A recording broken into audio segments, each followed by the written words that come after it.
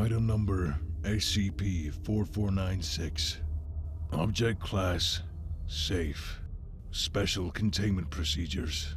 SCP-4496 is to be held in a secure anomalous item locker at Site-64.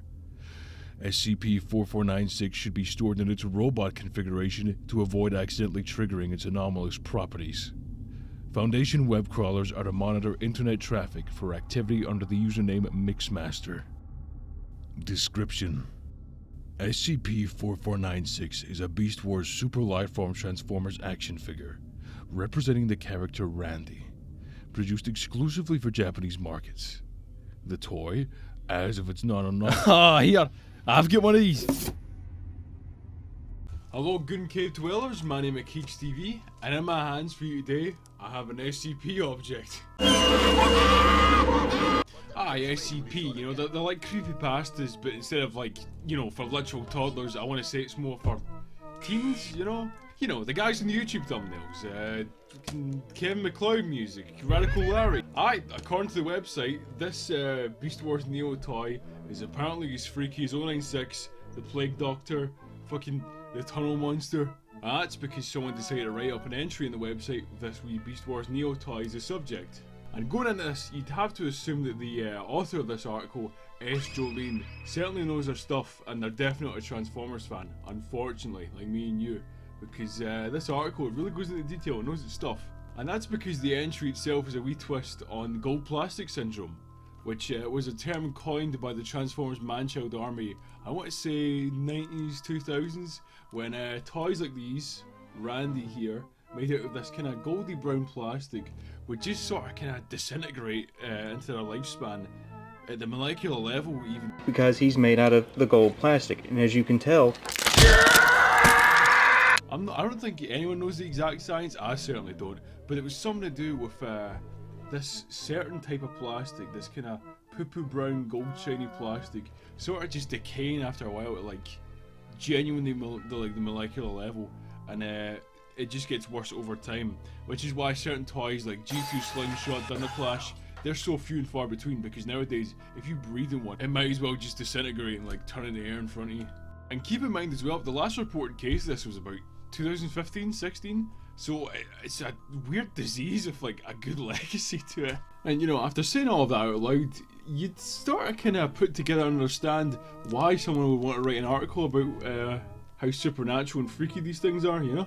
Now, I've got the actual article linked below for you to read, and you should definitely give it a try. But to summarise, the SCP entry basically details how some kind of character, entity I want to say, is haunting this early 2000s Transformers form, and he's promising to fix gold plastic syndrome toys like Randy here, the toy sent away in question, and he will essentially have people send away the toys to him.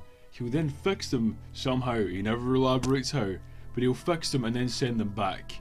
And our guy here definitely has that kind of FOMO, he's feeling that ticking time bomb nature of GPS, so he decides to send away his Randy, because he figures it'll break eventually anyway, so he's got nothing to lose.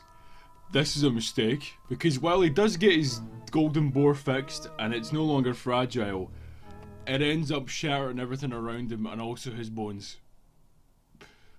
It turns out the guy who sent the Randy back to him, he's a wizard, but also like not the 30-year-old virgin kind you used to in the Transformers fandom.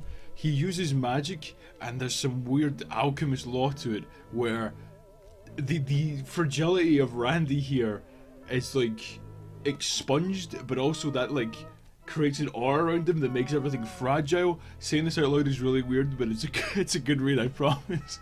So yeah, Transformers forms are dodgy enough, but especially in the early 2000s when the fucking Pharaoh's Curse was haunting you if you owned one of these. And all that aside, I think I was just very fortunate to find that article when it first released a good few years ago. I was also pretty fortunate to find one of these still in the box in the 90s, long before I even existed. So I figured I might as well make something of it, you know?